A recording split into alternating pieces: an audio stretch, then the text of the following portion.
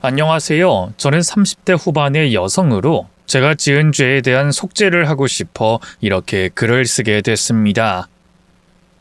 저는 좀 평범한 가정의 외동딸이었어요. 아버지는 공무원이었고 어머니는 가정주부였죠. 특이한 게 있다면 바로 저희 아버지였습니다. 꽤 어릴 때라서 전부 다 기억나는 건 아니지만 적어도 어릴 때는 아버지를 무척 좋아했어요. 누구랑 결혼하고 싶냐고 하면 그게 늘 제게는 1순위였으니까 말이죠. 그러다가 조금씩 머리가 크고 말을 이해할 무렵에는 두 분의 사이가 좋지 않다는 걸 알았습니다.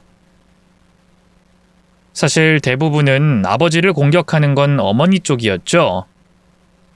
이 등신아, 그걸 믿어? 진짜 머리에 뭐가 들었어? 정수기를 팔아줘? 아니, 그 동창회 나가겠다고 약속에 각서까지 다 받아놓고 그걸 덜컥 계약을 하고 와? 여보, 그 친구 형편이 어렵다는데 어떡해. 남편이 하나 있는데 암으로 병원 신세 지고 있어서 혼자 힘으로 애들까지 건사하고 있다고 하잖아. 다달이 돈 내는 거니까 내가 잘 갚아볼게. 응? 그러니까 이번 한 번만 봐줘. 나가 죽어, 이 화상아. 등신도 상등신이 따로 없지. 내가 이래서 동창회 나가지 말라고 한 거야. 우리 집 앞 사장은 밤이 되어도 불이 안 꺼져. 왜? 할망구들이 당신 퇴근할 때까지 기다려서 시금치며 나물이며 싹 다 넘기려고. 무슨 말을 또 그렇게 해. 그냥 난 몇 번 할머니가 안쓰러워서. 그런 거지 같은 것들이 당신 이용한다는 생각은 안 들어? 그리고 그렇게 이용당했으면 이제 좀 정신을 차려야 될 거 아니야? 당신 결혼했고 가정이 있어. 미란이 생각은 안 해? 내가 왜 우리 딸 생각을 안 해? 걱정 마. 그래도 내가 보증 같은 건 안 서잖아. 그래, 그 당연한 게 그게 자랑이야? 내가 어쩌자고 이런 멍청한 놈이랑 결혼을 해서 애까지 낳았는지 내 자신이 제일 싫다.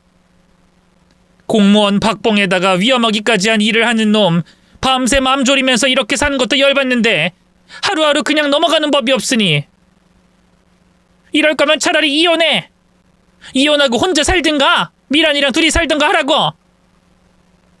한마디로 아버진 호구였습니다.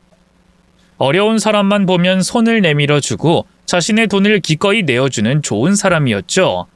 문제는 그런 사람들의 가정은 대부분 불행했다는 거였고 어머니는 제가 6살 무렵부터 아버지에게 이혼을 하자고 하셨어요.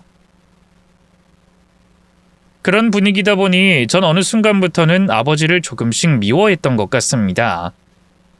하지만 그건 어머니를 잃을까봐 두려웠던 거지 아버지는 그 누구라도 진심으로 미워할 수 없는 사람이긴 했죠. 가정주부로 있으면서도 어머니는 살림엔 손 하나 대지 않았고 제게 끼니마다 밥을 챙겨주지도 않았죠. 어떤 때에는 밥이란 간장만 달랑 주기도 하고 라면을 끓여주는 정도가 전부였으니까요. 반면 아버지는 달랐습니다. 쉬는 날이 얼마 없었지만 늦잠 한 번 잔 적이 없이 절 돌봐주고 집안일 모두를 했죠. 그게 어머니에 대한 미안함 때문이라고 하더라도 대단하다는 생각이 들 정도로요. 그럼에도 어머니는 아버지를 가식적이라고 생각했기에 어린 저에게도 이런 말을 했죠. 동네 사람들이 지만 찾으니까 아주 좋다고 뛰쳐나가는 꼴을 봐라. 저거 정신병이야. 넌 절대로 아빠 닮으면 안 된다. 사람이 이기적이고 자기 거 챙길 줄 알아야 해. 알았어? 근데 선생님이 친구들이랑 나누는 게 좋다고 했어. 그게 착한 일이라고. 착한 일? 너희 아빠 보고도 넌 그런 소리를 해? 착하게 살면 이용만 당해. 적어도 넌 현실적으로 살려는 말이야. 그런 교과서에서 나오는 말 따라하지 말고. 가뜩이나 지 아빠랑 붕어빵 틀처럼 찍어놔서 너만 봐도 속이 뒤집히는데. 아우, 답답해. 알았어, 미안해. 근데 너희 아빠 어디 갔어? 이번엔 또 어디서 뭐 주워오기만 해? 아주 싹 다 불태워버릴 테니까. 내가 이러니 제명까지 못 살고 죽지. 가식적인 놈, 착한 척하는 머저리. 그땐 가식적이라는 말이 뭘 의미하는지 몰랐지만 지금 생각해보면 아버지는 가식적인 분은 아니었다고 단언할 수 있습니다. 물론 칭찬의 의미는 아니고요. 차라리 가식적인 사람이었다면 미워라도 했을 텐데 그렇지 않았다는 것뿐이죠. 아버지의 사랑과 친절은 애초에 사람에게만 적용되는 건 아니었어요. 길고양이, 유기견, 새부터 곤충까지도 해당됐으니까 말이죠. 다치거나 아픈 고양이나 강아지는 병원까지 데리고 갔고 가뭄이 오면 온 동네 숲에 물을 길어다 놨죠. 산짐승들 목이 마를까봐 그게 걱정이 돼서 말입니다. 그리고 집에 들어온 곤충은 모기 빼고는 다 살려서 밖으로 보냈어요. 누가 보든 아니든 타고난 천성이 착한 사람이었던 겁니다. 그러다가 결국 그 소신대로 세상을 떠나버렸어요. 화재 현장에서 사람을 구하다가 말이죠. 장례식에서 어머니는 눈물 한 방울 흘리지 않고 제게 이렇게 말했습니다. 결국 죽어버렸지만 좋은 곳은 갔겠지. 난 너희 아빠 저렇게 갈 줄 알았어. 그래서 더 찌긋찌긋했어. 그래도 속은 시원하다. 내가 죽으면 저 인간이랑 같은 곳엔 안 가겠다 싶어서. 어머니는 아버지의 흔적이 남아있는 것은 모두 정리해버렸다는 겁니다. 사진, 옷, 그리고 저까지도 말이죠. 어머니와 함께 있던 6개월 동안에도 얼굴조차 거의 볼 수 없었는데 어느 순간 다른 사람과 결혼해서 살 거라고 절 할머니 집에 맡겼어요. 엄마, 나 그냥 엄마랑 같이 가면 안 돼? 엄마가 지금 널 어떻게 키워? 너희 아빠 그렇게 가고 엄마한테 너 키울 돈이 있었으면 엄마도 이렇게 결혼 안 해. 너 때문에 내가 이렇게 하는 거야. 다 널 위해서. 바보처럼 저 역시도 그 말을 믿었습니다. 하지만 그렇게 할머니 집으로 갔다가 2년 후 할머니가 돌아가신 후에 고아원에 맡겨졌죠. 이건 친척들이 하는 말로 뒤늦게 알게 된 것인데 아버지의 흔적이 그렇게나 싫다고 했으면서 보험금과 연금은 챙겼더군요. 그 뒤로 저는 혹시나 하는 마음도 버렸고 더는 부모님을 그리워하지도 않았습니다. 절 두고 간 아버지는 원망했고 어머니는 용서하지 않으며 이기적이고 내 것은 챙길 수 있는 그런 사람으로 자랐죠. 애초에 누군가 부모님의 존재를 물으면 고아라고 할 정도로 말이죠. 그러다 보니 남편도 딱 그런 사람을 만나 결혼하게 됐습니다. 고아원 출신의 배운 거 없는 고졸이었던 저와는 달리 배운 것 많고 욕심이 있는 남자였어요. 초반에 제가 고아라는 사실을 밝혔을 때 그 사람이 했던 말은 아직도 제 머릿속에 남아있죠. 고아면 장모 장인이 없는 거잖아. 오히려 좋은데? 솔직히 남의 식구까지 챙기는 건 최악이잖아. 내 식구들 건사하기도 바쁜데. 난 딱 내 가족, 내 바운더리 안에 있는 사람만 챙기고 싶거든. 장인 장모까지 가면 솔직히 진심으로 챙겨주기 그런데 없으니까 더 좋지. 아, 그래? 그런 말은 난생 처음 듣네. 왜? 뭐 가식적인 것보단 나은 거 아니야? 누나도 그렇잖아. 뭐 가엾다, 불쌍하다는 말 듣고 싶어서 고아라는 말 꺼내? 난 세상에서 동정받는 걸로 관심 없는 인간들이 제일 이상하고 한심하다고 생각해. 생각해봐. 동정을 한다는 건 나보다 아래라는 거야. 위에 있는 사람을 누가 동정해? 내 밑에 깔려있으니 불쌍하다, 가엾다는 소리가 나오는 거라니까. 그러니 앞으로 누나도 동정보단 동경받게 해줄게. 나만 믿어. 상식적으로 따지고 보면 그건 역시도 무례한 말이었음에도 그땐 아버지와 다른 그 사람이 좋았습니다. 특히나 자신의 가족이 우선이다라는 그 말이 저를 영원히 떠나지 않겠다는 말로 들렸죠. 가족보다는 타인의 목숨이 더 소중했던 아버지나 자기 인생이 우선이었던 어머니로 인해 오래 혼자였던 제게는 세상에서 가장 달콤한 말이었던 겁니다. 그렇게 저는 그 사람과 결혼을 꿈꾸게 됐어요. 물론 출발이 순탄하진 않았죠. 엄마가 누나랑 결혼하는 거 반대하셔. 물론 내가 좀 잘나긴 했잖아. 번듯하게 사업도 하고 좋은 대학도 나오고 무엇보다 자기가 나보다 나이가 많은 게 가장 걸리긴 하지. 그래도 3살 차인데 엄마가 옛날 사람이라 그래.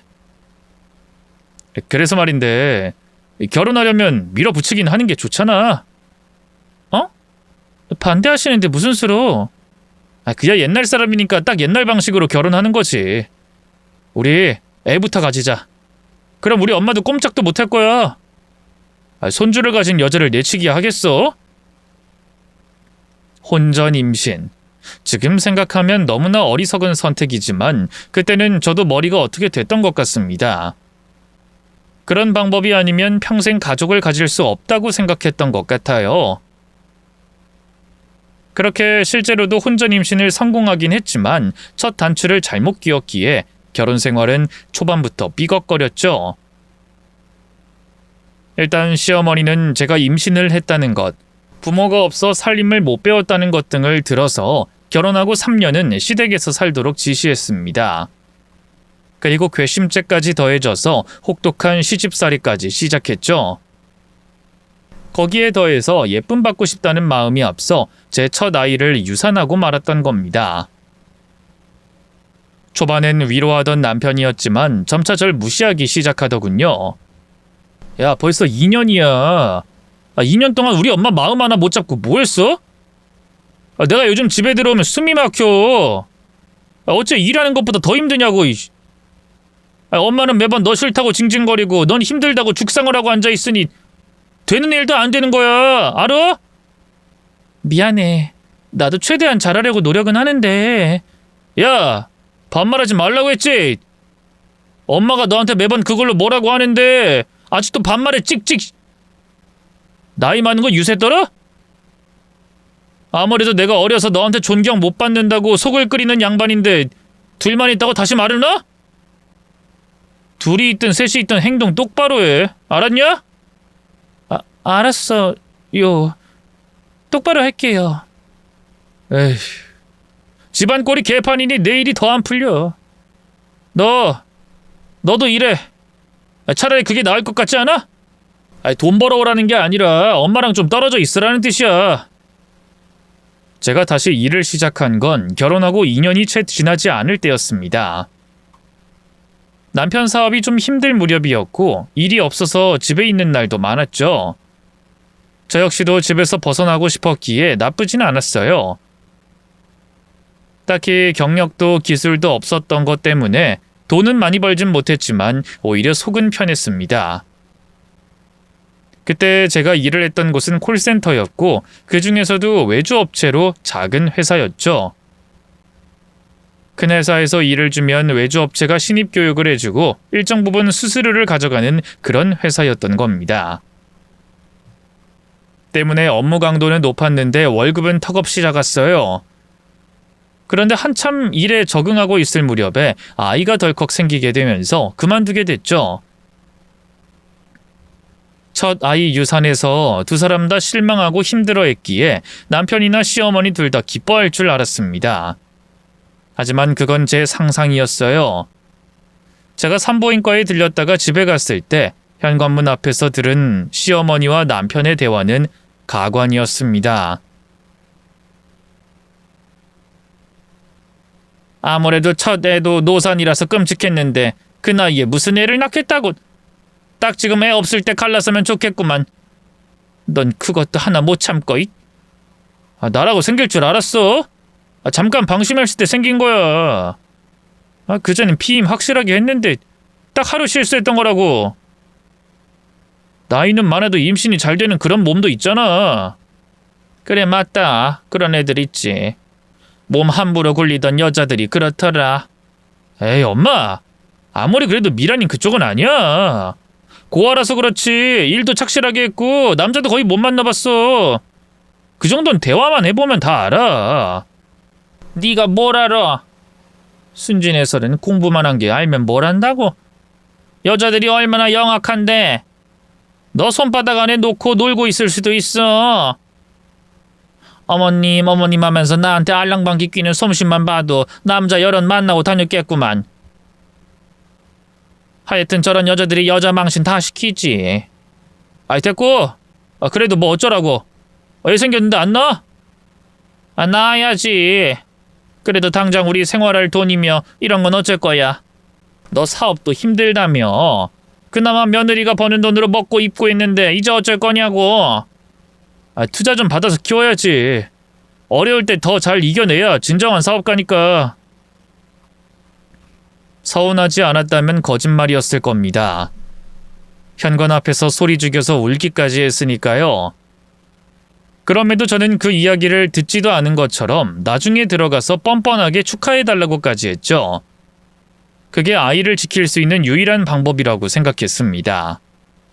적어도 내 아이에게는 온전한 가족들이 존재하길 바라기도 했고요. 다행히 그 일 이후로는 큰 문제가 없었습니다. 시어머니도 첫 유산에 책임을 느꼈는지 집안일은 거의 시키지 않았고 한동안 일이 없던 남편 역시도 바빠졌고 일도 잘 풀렸죠. 실제로 제가 출산을 했을 때 남편은 제게 명품 가방과 옷을 선물해 줬을 정도였어요. 문제는 시어머니였습니다.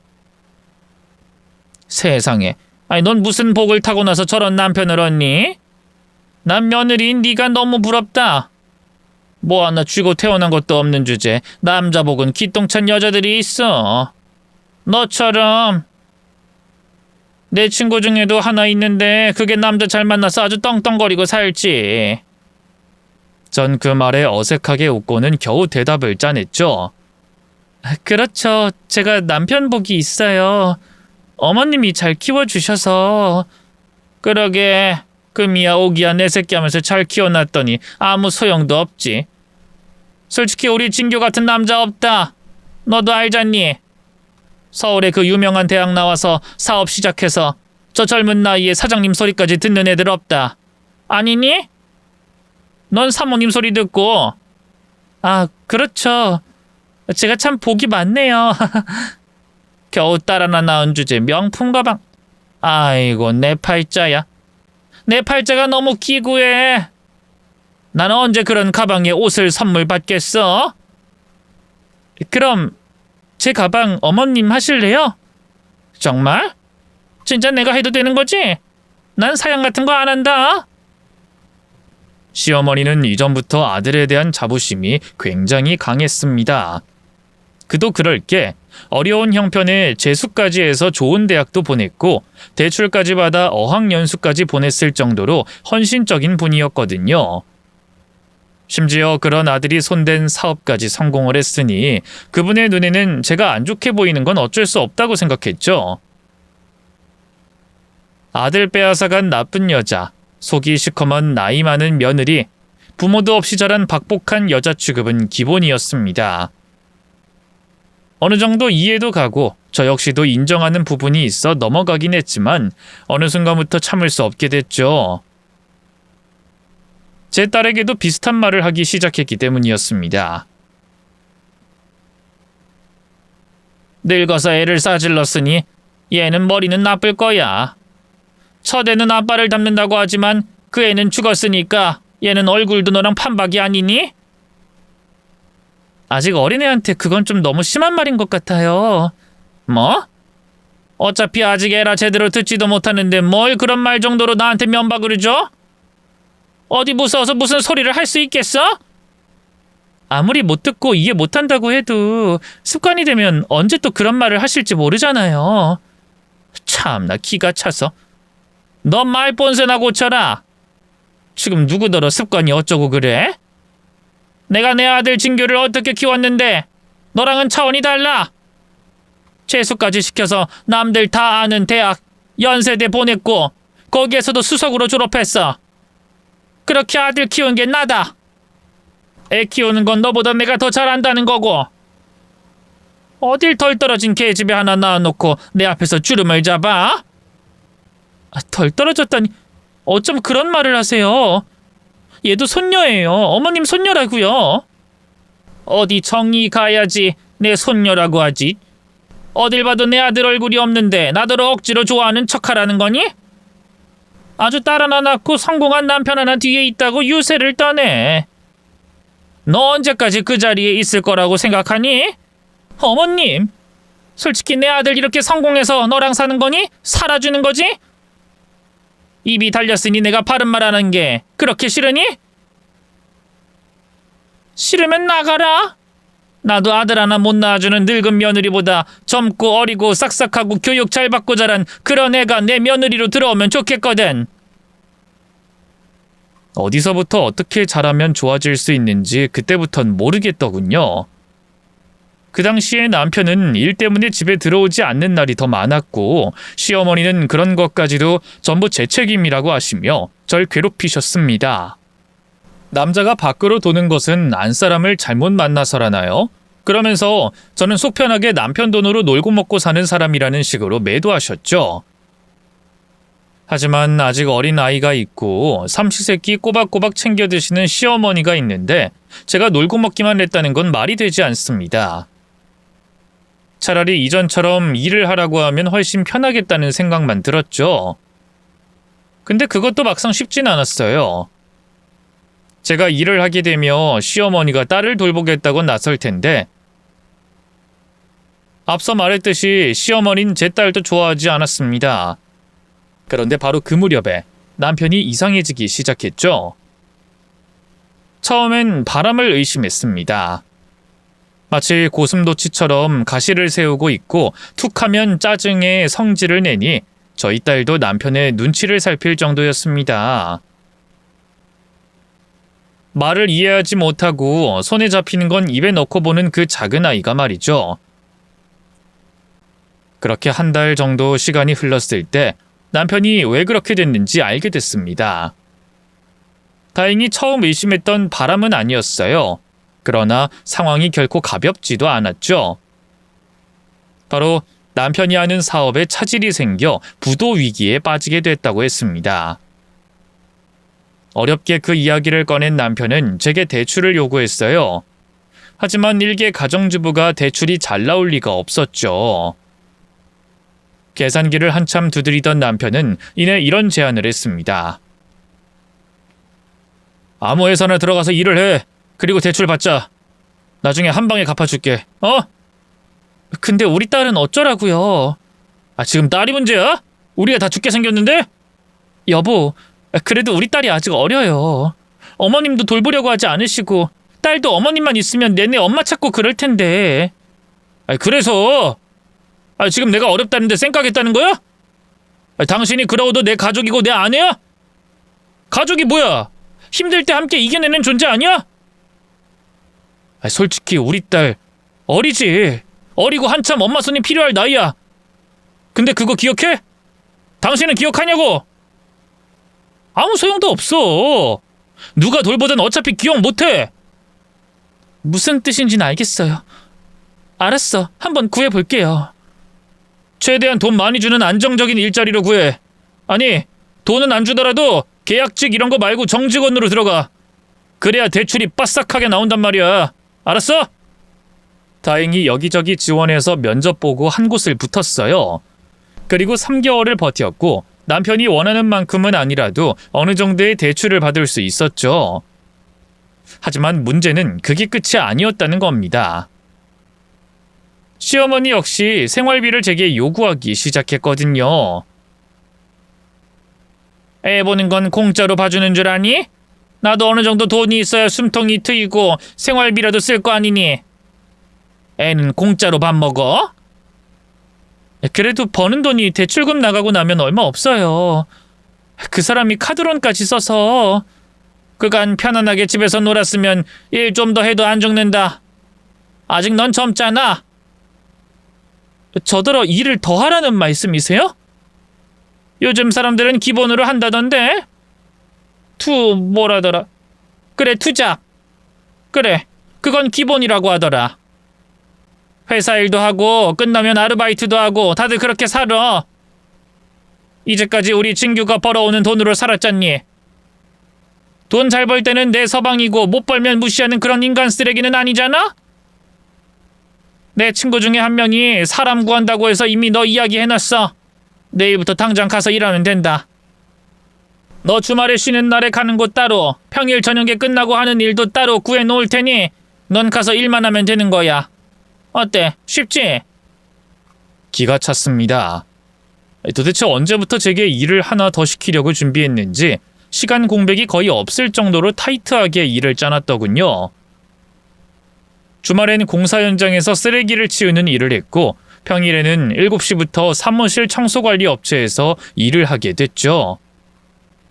물론 회사 일은 별도였기에 저는 하루 24시간 중에 평균 18시간 일을 해야 했던 겁니다.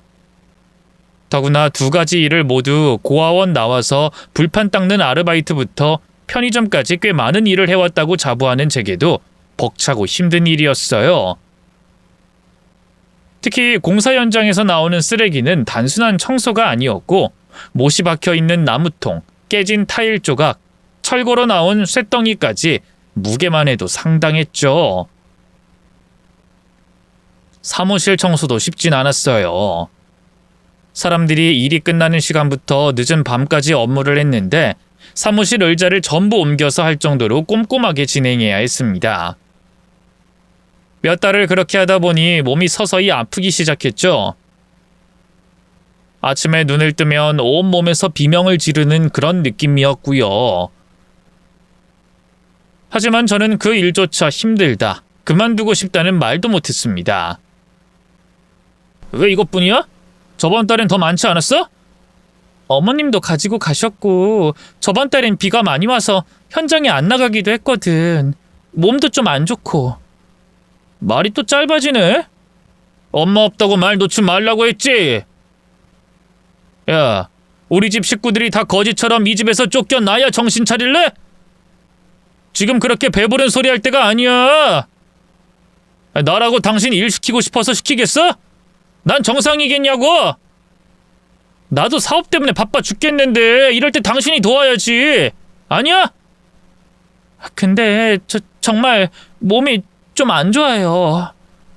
혹시 당신도 다른 일을 좀 해보면 어때요? 요즘 다들 한다고 하기도 하고 당장 돈이 급하다니까. 제가 벌어오는 돈은 한정적이고 카드로 내 대출로 나가고 더 버는 돈은 생활비며 당신 용돈으로 나가니 남는 돈이 없잖아요. 당장 우리 딸 기저귀 사는 게 눈치 보일 정도고요. 제 말에 남편은 스프링이 달린 것처럼 벌떡 일어나 소리를 질렀습니다. 야, 지금 장난해? 다른 사람들도 아니고 나한테 그런 일을 하라? 기가 차네.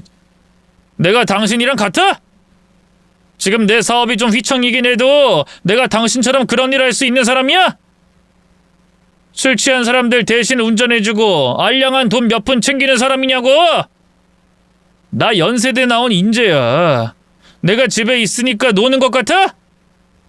가만히 있는 게 아니라 내 사업 방향을 생각하고 발전시키려는 거라고. 그걸 당신이 알긴 알아? 평생 남 밑에서 일만 한 주제에. 여보, 말을 왜 그렇게 심하게 해요? 몸이 안 좋다고 하잖아요. 그럼 이혼하든가. 나도 너처럼 너밖에 모르는 지 몸만 소중한 아내 필요 없어. 애 데리고 이 집에서 나가. 고작 그거 몇 달 일했다고 유세 떨 거면 나가라고? 원래도 다정한 사람은 아니었지만 그 당시에 남편은 남보다 더 못한 인간이었습니다.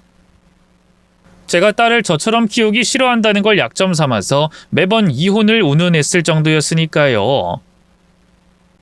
그래도 초반에는 사업이 힘들어서 그런 거라고 이해하려고 했습니다. 하지만 제가 공사장에서 일을 하다가 팔이 부러지는 사고가 난 뒤에는 확실히 알겠더군요. 제가 결혼을 잘못했다는 걸 말입니다. 쓰레기를 옮기다가 무게로 인해서 뒤로 넘어지며 꼬리뼈와 팔을 다쳤는데 전 거의 거동도 할 수 없는 상태였어요. 팔은 둘째 치더라도 꼬리뼈의 통증은 그 어떤 것보다 끔찍했죠. 그런데 남편이 병원에 절 찾아와서 한다는 소린 통증보다 더 저를 아프게 하더군요. 병원비 얼마 나온대? 왜 하필 이렇게 중요한 순간에 사고를 쳐? 그거 하나 똑바로 못해? 뭐? 지금 그걸 말이라고 해? 내가 반말하지 말라고 했지? 엄마 없다고 정신 못 차려? 순간 열이 확 돌았습니다. 존경은 그렇게 받는 게 아니지. 애초에 내가 당신보다 3살이 많은데 존댓말하면 존경심이 차올라? 내가 다쳐서 병원에 있는데 병원비 소리가 먼저 나온 건 당신이 미안해야 할 일이지. 내가 사과해야 할 일이야? 입장 바꿔놓고 내가 당신한테 그랬으면 어떨 것 같아? 야, 당신 미쳤어? 그러면 안 미쳐? 내가 그냥 다친 것 같아? 몸이 안 좋다고 했잖아. 그래서 어지러워서 쓰러진 거라고. 근데 그런 사람한테 이렇게 하고 싶어? 여기까지 와서 존댓말 하라는 말이 또 튀어나와? 내가 미쳤으면 그럼 넌 돌았니? 너 진짜 이혼당하고 싶어? 그럴 거야? 그래, 하자, 이혼. 뭐? 너 후회할 소리하고 나중에 가서 아니라고 하려고 하는 것 같은데. 안 해. 후회 안 한다고. 내가 이혼을 무서워한다고 생각했어? 일부분은 맞아. 내 딸한테 멀쩡한 아빠가 있었으면 했으니까. 나처럼 살게 하기 싫었으니까. 근데 우리 딸한테 계집계집 거리는 어머니에 매번 이혼하자는 아버지? 그런 사람 밑에서도 키울 생각은 없어. 왜? 우리 엄마가 그런 사람이었으니까. 그런 엄마는 어차피 애를 버리거든. 갑작스러운 제 태도에 남편은 놀란 듯 얼버무렸지만 저 역시도 물러서진 않을 작정이었습니다. 진짜로 이혼해도 아쉬울 건 없는 입장이었고요. 생활비 어쩌고 하면서 유치원에 맡겨도 될 아이를 굳이 시어머니가 데리고 있는 것도 싫었고 그 명목으로 가져가는 돈만 해도 엄청났습니다. 남편 역시도 집에서 씻지도 않고 드러누워 있는 게 전부면서 사업 타령하는 것도 우스웠고요. 투자니 뭐니 밖에 나가서 사람들이랑 술이나 먹고 어울리기만 할 뿐이었지 실제로 일에 관해서 진지하게 뭔가를 하는 걸 본 적도 없었죠.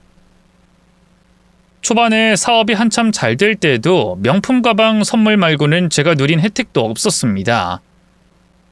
어이없게도 그 다음 날부터 남편도 시어머니도 제 눈치를 보기 시작했습니다. 웃긴 일이었죠. 반말만 해도 입술을 파르르 떨면서 내 아들한테 감히를 외치던 시어머니는 못 들은 척했고 남편은 생전에 하지도 않던 사과까지 했습니다. 여보, 내가 요즘 예민해져서 그래. 알잖아, 내가 투자받을 곳이 있었는데 하필 상황이 좋지 않아져서.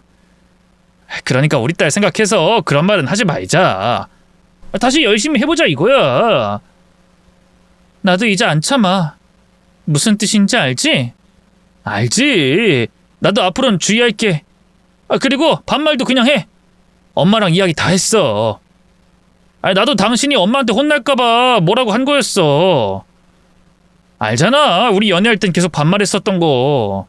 됐고, 앞으로 또 그런 일 있으면 나도 이혼이야. 알았어, 내가 잘할게. 화 풀어.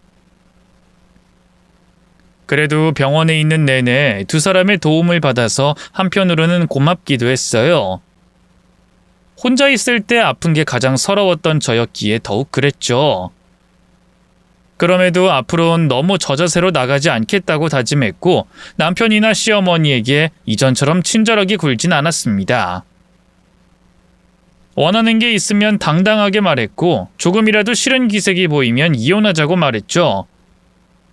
그게 진심이었다기보다는 이전에 받았던 걸 되돌려주려는 미운 마음이 더 컸고요.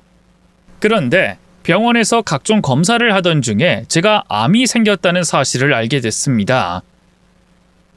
솔직히 저는 삶에 미련이 전혀 없다고 생각했고 드라마를 볼 때마다 암에 걸렸다는 이야기를 들은 사람들의 반응을 이해하지 못했죠.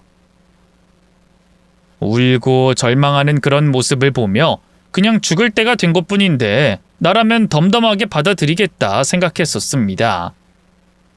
하지만 막상 제 상황이 되니 단순한 슬픔보다는 두려움이 앞서더군요. 또 후회도 됐습니다.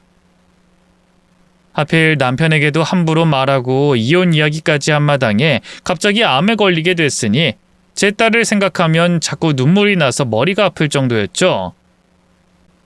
헌데 남편의 반응은 의외였습니다. 수술하면 괜찮아. 더구나 초기라고 하잖아. 내가 옆에서 지켜줄게. 애는 걱정하지 말고. 우리 엄마가 말은 그렇게 해도 너 걱정 엄청 하니까. 나 너무 무서운데 이러다가 죽으면. 죽긴 왜 죽어? 내가 사체를 쓰는 한이 있어도 당신은 꼭 살려. 내 가족이니까. 우리 서로가 서로를 지켜주기로 했잖아. 그니까 이번엔 내 차례야. 걱정 마. 알았지? 고마워 여보. 진짜 고마워.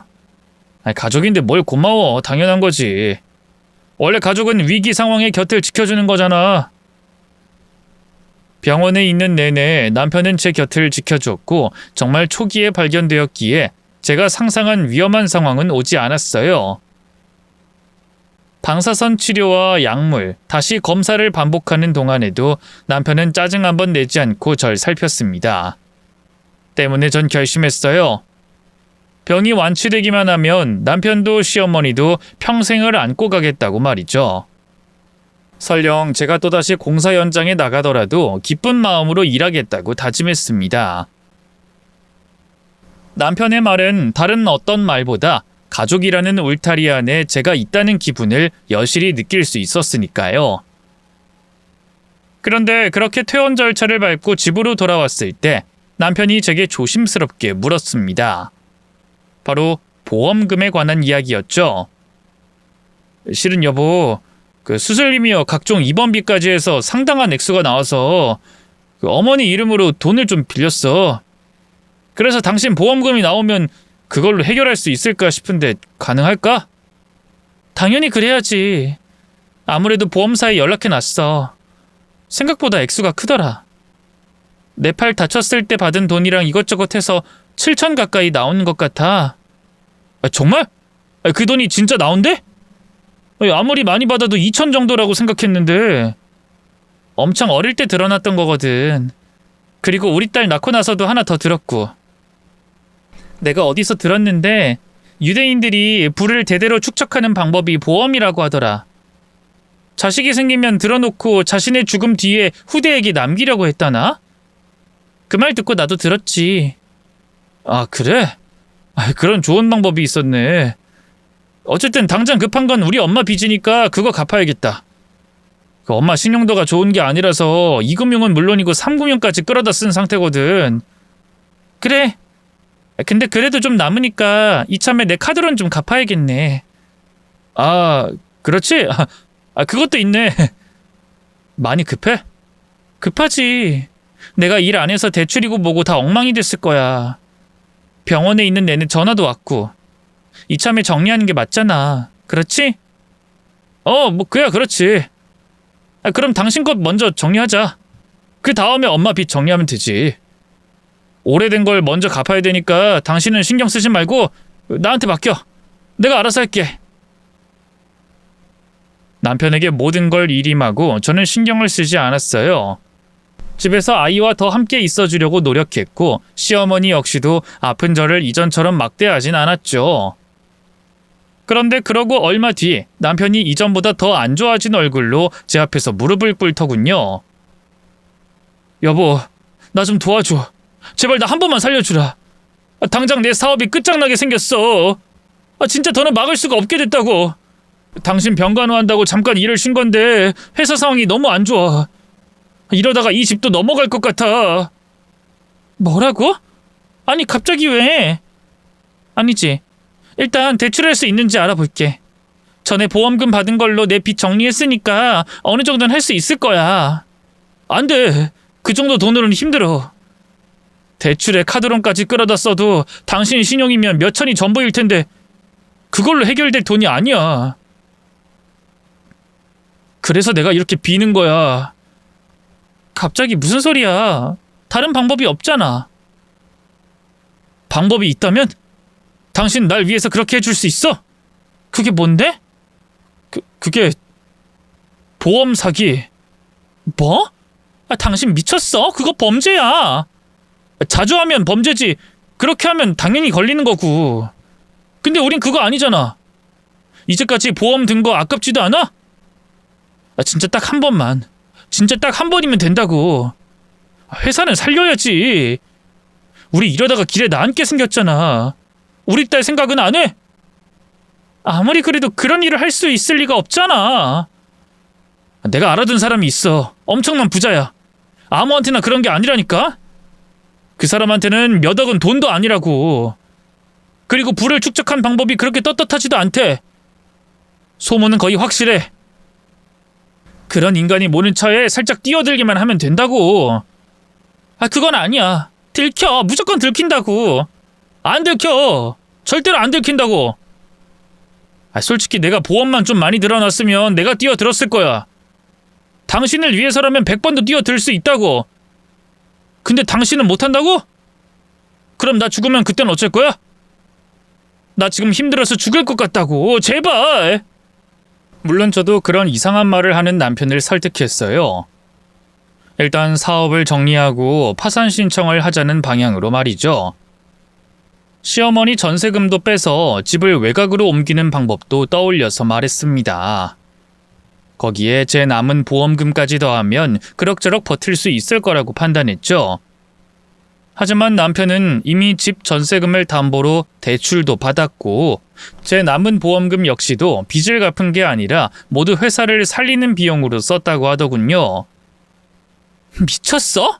어떻게 그런 거짓말을 할 수가 있어? 그리고 당신이 그렇게 해서도 못 살린 회사라면 차라리 그만두고 회사를 다녀. 일단 빚은 해결해야 뭘 새로 시작하지. 그걸로 해결 안 된다니까? 그 영감차에 살짝만 부딪히면 된다니까? 내가 알기론 매번 낮술을 그렇게 먹는데 근데 또 차는 몰고 다닌다고 하더라고.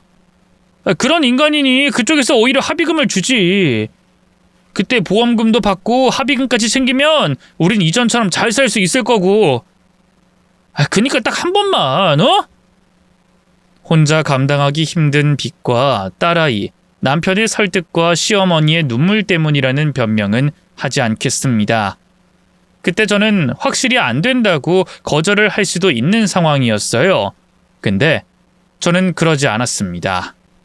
정확히는 그 정도는 해도 되지 않을까 하는 게 진짜 속마음이었죠. 보험은 내기만 했지 받은 적도 몇 번 없는데 이렇게 써도 되는 거 아닌가 하는 생각도 했고요.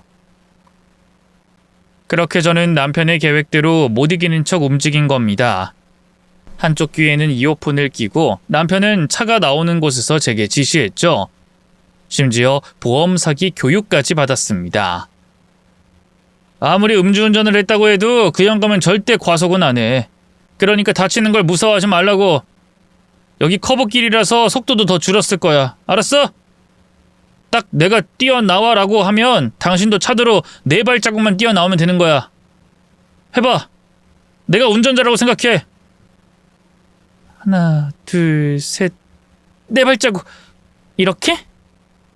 제가 나오는 신용을 보이자 남편은 인상을 썼죠. 왜 건너간다고 아예 손도 들지 그래? 내가 차가 있는 쪽 보지 말라고 했지. 아무것도 모른다는 표정 몰라? 앞만 보라고. 차를 보면 들킨다고. 알았으니까 화내지 마.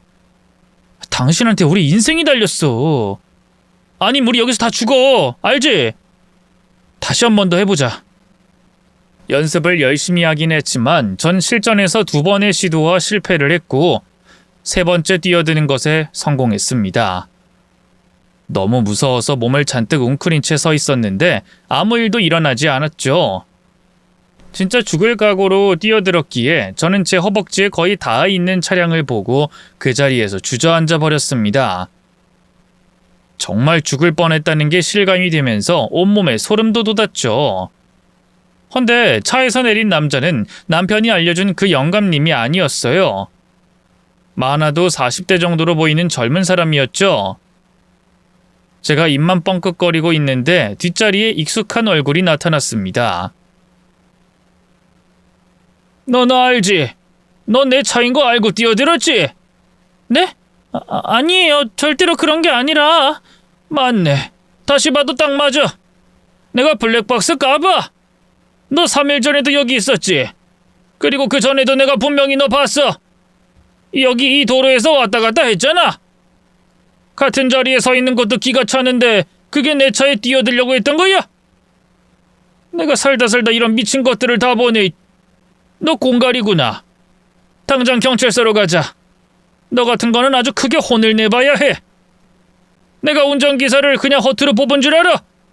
이런 나를 위해서 다른 사람보다 큰 돈 주고 뽑은 거야. 운전병 출신의 그건 뭐야? 할아버지가 약간 넋이나간 운전기사를 쿡 찌르자 놀라서 대답했죠. 카레에서 경력이 살짝 있습니다. 액션스쿨에서 스턴트맨으로 자동차 추격신 같은 것도 해봤고요. 그래, 카레 있어. 얘가 그거야. 너 따위 공갈 사기단이 튀어나오는 거 그거 방지를 못할까? 미치지 않고서는 목숨을 담보로 이런 짓을 해? 차에 타! 경찰서로 바로 갈 거니까. 다리에 힘이 풀린 저를 억지로 끌고 차에 태워 가려는데 멀리 남편의 얼굴이 보였고 그 사람은 절 모르는 척 돌아서 버렸죠. 차에 태워서 경찰서로 향하는데 식은땀이 뻘뻘 나고 어지러워서 토하고 싶을 정도였습니다. 그땐 이전엔 잘 떠올리지도 않던 어머니의 이야기도 떠오르더군요. 자신은 지옥에 갈 거라는 그 말이었죠. 그렇게 경찰서에 끌려간 저는 졸리고 지루한 표정을 한 경찰 앞에 앉았습니다. 할아버지는 제 뒤에 서서 증거도 있고 콩밥도 먹이겠다고 침을 튀기며 말씀하셨고요. 그러다가 경찰이 진정시키고 제게 이름과 주소, 직업을 차례로 물었습니다. 그런데 이름을 말하자 할아버지가 갑자기 끼어들어 제 얼굴을 유심히 살폈죠. 너 진짜 성이 그거야? 우리나라에도 얼마 없는 성인데 이름이 미란이고 나이는? 아니지, 너 아버지 있지? 갑자기 그건 왜요? 저 고아인데요. 고아? 아버지가 아예 없었어? 그럼 아닌데. 근데 이제 보니 얼굴이 닮았는데 내가 착각을 했나? 그래도 이름이 흔한 이름이 아닌데. 고아원 원장 성이 그건가? 저희 아버지를 아세요? 제가 어릴 때 돌아가셨어요. 그 이후에 고아원에서 보냈고요. 혹시 아버지가 소방대원이었어? 네. 제 말에 할아버지는 뒤로 넘어가듯 바닥에 주저앉았고 그 곁에 있던 운전기사는 놀라서 어쩔 줄 몰랐죠. 저 역시 마찬가지였습니다. 갑자기 제 손을 잡고 제 얼굴을 몇 번이나 보는 그 사람의 눈에는 눈물이 가득 고여 있었죠. 그 모습이 좀 애처롭게 보여서 저희 아버지를 아는 분인가 떠올려 봐도 누군지 알 수는 없었습니다. 그럼에도 생전에 제 아버지를 기억하는 듯한 그 사람의 말 때문에 마음이 안 좋긴 했었어요. 하필 아버지를 아는 사람에게 사기를 치려고 했기 때문이었죠. 그건 단순히 수치심 그 이상이었습니다.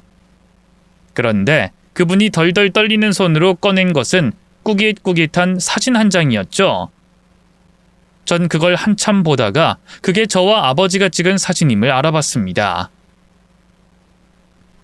아버지의 흔적이 싫다며 모든 걸 다 버린 어머니 덕분에 단 한 장도 남아있지 않았기에 저도 모르게 눈물이 쏟아져 나왔죠. 꼭 아버지가 저를 꾸짖는 기분이었고 이렇게밖에 살지 못했다고 원망하는 소리가 들리는 듯 했습니다. 그런데 할아버지는 그런 저를 안고 한참을 우시더니 경찰서 밖으로 데리고 나가려고 하셨죠. 경찰이 조사는 끝내야 한다고 했는데 이에 할아버지는 자신이 치매가 왔다며 둘러대고는 그냥 나가버렸습니다. 그리고는 경찰서 밖에 나와서 저를 달랬죠. 물론 저는 미안하다고 빌었습니다. 할아버지, 진짜 제가 미쳤어요. 정말 죄송해요. 혹시 전문적으로 그런 일을 하는 거니? 그건 아닌데 실망하셨죠? 아버지 같은 사람의 딸이 이런 사기꾼이라는 거. 그래도 너희 아버진 널 사랑하셨을 거야. 사실 나는 예전엔 인간 쓰레기였고 최악의 인간이었지. 외국인 노동자들에게 못할 짓도 많이 했고 제대로 임금도 지급하지 않았고 몸이 아프면 쫓아내는 식으로 돈에 미쳐 있었어. 핑계는 있었다. 가난하기 싫었고 성공하고 싶었고 내 가족들을 위한 거라고 생각했거든. 근데 정말 저희 아버지를 아세요? 어떻게 아는 사이세요? 이 사진은 뭐고요? 공장에 불이 났다. 발화 지점이 어딘지도 모를 그런 불이었어. 난 그 자리에서 바로 빠져나가려고 했는데 직원들이 우르르 나가면서 화분이 하나 발등에 떨어졌고 힘도 들어가지 않더구나. 해서 도와달라고 했지. 근데 하필이면 그게 외국인 노동자였고 그 사람은 나를 몇 초 정도 보다가 대피해버렸다. 그 눈빛은 아직도 잊혀지지 않아. 꼭 너랑 닮아 있었지. 미움, 원망, 그리고 미안함이 모두 섞여있는 그런 눈이었거든. 처음엔 소리도 지르고 욕도 하고 그랬는데 연기가 가득 차서 눈앞에 아무것도 보이지 않기 시작하자 난 신을 찾기 시작했다. 그리고 죽어가는 내 앞에 나타난 게 너희 아빠였지. 내겐 그 사람이 신이었다. 할아버지는 덤덤하면서도 차분하게 그날의 일에 대해서 자세하게 설명했습니다. 마치 제가 현장에 있는 것처럼 아버지의 눈빛은 어땠는지, 어떤 말을 했는지까지 모두 알려줬죠. 3층까지 있던 커다란 공장은 순식간에 화마에 휩싸였고 천천히 이동하면서 아버지는 빠져나갈 곳을 살피고 있었다고 합니다. 조립식 건물이었기에 위태롭게 계단도 흔들렸는데 아버진 다친 할아버지까지 부축하는 초인적인 힘을 발휘했다고 했죠. 하지만 곧 길이 막혔고 더는 내려갈 수 없는 상태가 됐다고 했죠. 결국 생각한 것은 3층에서 뛰어내리는 것. 하지만 할아버지는 거부했다고 했습니다. 극심한 고소공포증이 있었기 때문이었죠. 아이, 차라리 난 여기서 그냥 죽을래요. 어차피 이 다리는 뛰어내려도 못 살아. 곧 추락방지 매트도 깔릴 겁니다. 저희 동료들은 정말 빨라요. 그러니까 마음 먹으셔야 해요. 건물이 곧 무너질 거예요. 사셔야죠. 우리 살아서 나가요. 저희 딸이 있는데 이거 좀 보실래요? 진짜 저랑 닮았죠? 미란이. 이름 예쁘죠? 차창 밖에 다리 한쪽만 걸친 상태로 덜덜 떠는 할아버지에게 아버지는 계속 말을 했다고 했습니다. 제 사진까지 보여주면서 긴장을 풀게 한 거죠. 네, 아주 선하네요. 눈도 착하고. 저도 아들이 하나 있습니다. 근데 저를 싫어해요. 가족들은 제가 살아오는 게 더 싫을지도 모릅니다. 절대 아닙니다. 절대로요. 사장님, 적어도 사장님은 가족들에게 돌아가고 싶어 하시잖아요. 그러니 꼭 돌아가시는 겁니다. 그리고 앞으로는 좀 더 행복해지도록 노력하세요. 저 같은 놈이 그럴 수 있을까요? 하지만 그 질문의 답은 돌아오지 않았고 할아버진 그대로 밑으로 떨어져 버렸다고 했죠. 동시에 건물 천장이 쏟아졌고 아버지는 그 순간에 할아버지만 밑으로 떨어뜨려 버린 거였습니다. 그리곤 정신을 완전히 잃고 깨어났을 때 저희 아버지의 소식을 듣게 된 거였죠. 추락방지 매트가 완전히 깔리기 전이라 머리를 크게 다쳤다. 의식 회복 후에 그 사람이 죽었다는 걸 알게 됐지. 그땐 여기가 지옥이구나 싶었다. 너희 아버지 같은 좋은 사람과 인간 말종인 나 같은 인간 중에 데려간 게 너희 아빠라는 게 너무 이상하지 않니? 그러니 여기가 지옥이 아니면 그런 좋은 사람을 왜 데리고 갔겠어? 그곳은 내가 죽어야 할 자리였는데. 그래서 난 그때부턴 좀 다르게 살고 싶었다. 너희 아버지 목숨을 이어받은 거니. 할아버지는 절 가장 먼저 찾았다고 했습니다. 미란이 널 찾으면서 너희 아버지란 사람이 어떤 사람인 줄 알았어. 동네 호구라는 말도 있었고 바보라는 말도 들었다. 맞아요. 주변에 사기치려는 사람만 바글거렸죠. 보험 파는 사람, 정수기 파는 사람, 화장품 판매하는 사람까지도 아버지를 등쳐먹을 생각뿐이었으니까요. 그랬겠더라. 근데 말이다. 그게 전부가 아니야. 한 할머니는 기절까지 하셨지. 아무래도 너희 아버지가 안 보여서 시장 상인들까지 모두 집에 한 번씩 갔었다고 하더라. 시장 할머니들이요? 아버지랑 친하셨죠? 이미 장례까지 치른 걸 알고 얼마나 우시는지. 그분들은 하나같이 꼭 자기 아들을 떠나보낸 사람들처럼 우셨단다. 그리고 나한테 꼬깃꼬깃한 돈을 쥐어주며 너한테라도 전해주라고 조의금으로 쓰라며 주시더구나. 난 그 돈을 전달하려고 너희 어머니를 찾아 나섰지. 그렇게 저희 어머니를 만났고 그 돈은 물론이고 할아버지가 개인적으로 보상금도 지급을 했다고 하더군요. 문제는 그 돈으로 절 버리고 새 출발을 했다는 거였죠. 당연히 할아버지는 그 소식을 듣진 못했고 지금까지도 보상금을 주고 있었다고 합니다. 다달이 600만 원이라는 거금이었죠. 공장은 문을 닫았고 더는 사람으로 장사하지 않았다고 합니다. 그게 아버지가 자신을 살린 이유라고 여겼고 건물을 하나씩 늘리고 수익으로는 기부하고 이웃에게 베풀며 살기 시작했다고 하더군요. 저 역시 그간의 일을 모두 털어놨습니다. 그래서 네가 이런 선택을 했구나. 많이 힘들었겠다. 이제 내가 널 도우마. 너와 네 남편, 그 회사 식구들까지 모두.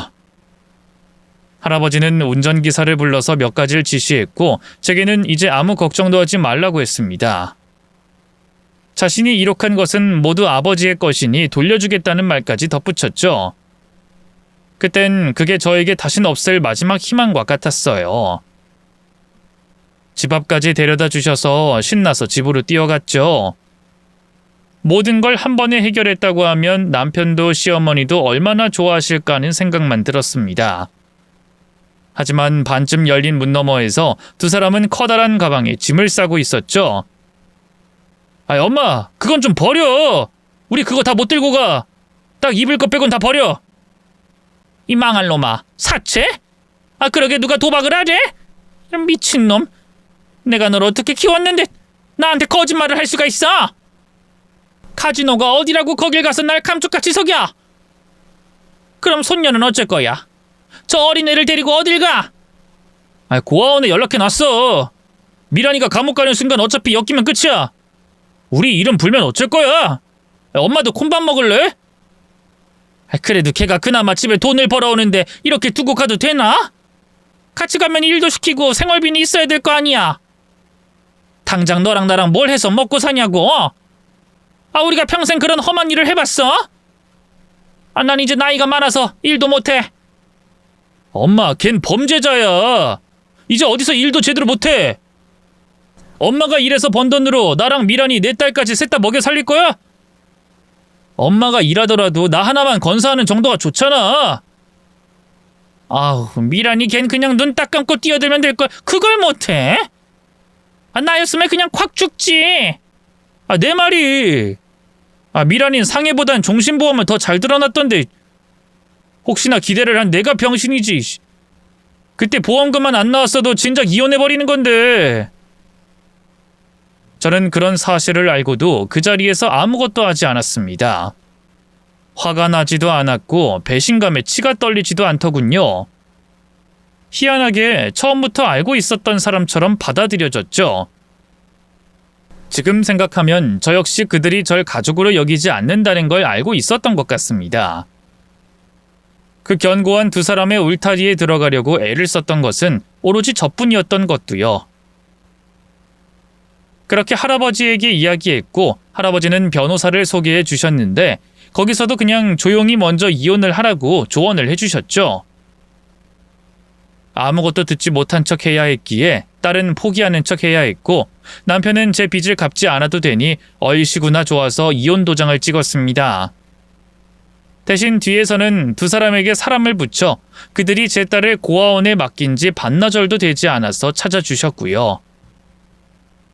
딸은 낯선 곳에 있다가 절 보고 눈물을 터뜨렸습니다. 전 그런 딸을 잡고 엉엉 울었고요. 가슴이 뜯겨나가는 심정이었죠. 엄마가 미안해. 엄마가 너한텐 진짜 미안해. 엄마가 너한테 이런 경험을 하게 해서 정말 미안해. 앞으로는 절대로 그런 일 없어. 엄마가 약속할게. 알았지? 복수? 솔직히 그런 걸 할 힘도 없었습니다. 그저 딸에게 더는 상처 주고 싶지 않았고 그런 가족들과 인연을 끊어버리고 싶었죠. 헌데 할아버지가 이혼 마무리되는 그날에 저를 찾아왔어요. 수행비서에 운전기사 그리고 변호사까지 대동한 상태로 말입니다. 그리곤 남편과 시어머니가 보는 앞에서 거액의 돈과 집문서를 들려주셨어요. 일부러 앞에서 보란 듯이 말이죠. 여기에 더해서 고급 외제차까지 선물이라며 끌고 오셨더군요. 카레이서 출신이라는 운전기사는 제 사정을 알고 있어서 그런지 과하게 큰 소리를 내며 차의 성능을 보여줬고, 입을 맞췄는지 변호사 역시도 큰 소리로 제게 주어질 재산과 건물들을 줄줄 읊었습니다. 이미 할아버지의 재력을 알고 있던 남편은 거의 뒤로 넘어갔고, 제게 바람이 난 거냐고 따져 묻다가 돌아가신 아버지가 할아버지의 은인이라는 사실을 듣고 돌연 이혼을 하지 않겠다고 버티기 시작했습니다. 하지만 저는 그걸 다 무시해버렸죠. 물론 그게 끝은 아니었고, 할아버지의 복수는 제 친어머니에게도 향했어요. 그간 보내던 생활비를 모두 끊어버렸기에 2달 뒤에 저희 집까지 찾아와서 사정하기 시작했습니다. 30년 가까운 시간 동안 폭삭 늙어버린 그 여자는 친절한 척 제 손을 잡았죠. 널 데리러 가려고 했었어. 내 마음은 그랬는데 이 상황이라는 게... 아우, 내 딸, 엄마가... 한때는 어머니를 이해하려고 했어요. 너무 착한 아버지가 저도 답답했으니 어쩜 그럴 수도 있겠다 그렇게 생각했죠. 근데 제 딸이 고아원에 겨우 반나절 있었는데 전 세상이 무너지는 느낌이 들었거든요. 근데 당신은 아니죠. 그러니 엄마 자격이 없어요. 네가 뭘 알아? 넌 몰라. 이젠 알죠. 저도 엄마니까. 당신이 내 아버지를 미워했던 건 아버지 옆에 있으면 당신이 얼마나 쓰레기인지 매번 느껴지기 때문 아닌가요? 다신 제 앞에 나타나지 마세요. 저 역시 당신 장례식에도 가지 않을 테니. 그들에게 있어 저는 사랑받기 위해서 구박받고 밥을 빼앗겨도 꼬리를 흔드는 가여운 똥강아지 같은 존재였던 겁니다. 하필 그런 제게 손을 내밀어주는 좋은 사람들이 아니라 매를 드는 쓰레기들이었던 것뿐이었고요. 애초에 그들에게 저는 가족이 아니라 집 지키는 개, 사라져도 어쩔 수 없다고 생각하는 물건이었던 거죠. 그러니 제가 화를 낸다고 해도 달라지는 건 없기에 화를 내고 소리 지르지 않은 겁니다. 제가 착해서도 그들을 용서해서도 아니라는 말이고요. 저는 아버지와 근본적으로 다르기에 그저 바라는 게 있다면 그들이 천천히 말라서 죽어가길, 질투와 후회로 과거 속에서 살며 더 이상 나아가지 않고 서서히 침몰하길 바랄 뿐입니다. 시간이 흐른 지금은 건물까지 받아 생활이 여유로워졌지만 상상했던 것처럼 그렇게 좋진 않아요. 이전엔 돈이면 뭐든 다 될 거라고 생각했지만 그게 아니라는 걸 알아버린 탓이죠. 특히나 편안한 집, 많은 돈을 받고 좋은 선물을 받을 때마다 그게 꼭 아버지가 자기 목숨을 주고 얻은 느낌이라서 마냥 좋지 않았던 겁니다. 죽은 뒤에도 나를 지켜주는 게 고맙다가도 그냥 살아 있었다면 더 행복했을 것 같아서 슬픕니다. 다른 사람을 구하기 위해서 불길 속으로 뛰어들었을 소방관. 시커먼 연기가 쏟아지는 와중에도 나를 떠올리며 웃던 바보 같은 사람. 시들어 빠진 시금치를 한 봉지씩 사와서는 사람 좋은 웃음을 지어 보이던 동네 호구. 한때는 너무나 원망했던 나의 아버지. 요즘은 뜨거운 화마 앞에서도 제 이야기라며 밝게 웃었을 아버지의 모습이 자꾸만 꿈에 보여 울면서 잠에서 깰 때가 많아요. 그래서 제 죄가 더 부끄럽고 끔찍합니다. 아마 저도 제 어머니처럼 아버지와 같은 곳에 갈 수는 없겠죠. 지금도 떳떳하지 않은 죄를 지었고 돌이켜봐도 그렇게 잘 자라진 못했어요. 그래도 만약에 다시 태어나게 된다면 그때도 당신의 딸이었으면 좋겠습니다. 그리고 그땐 아버지를 꼭 닮았으면 좋겠네요. 정말로 많이 보고 싶네요. 사랑해요. 아주 많이 사랑합니다.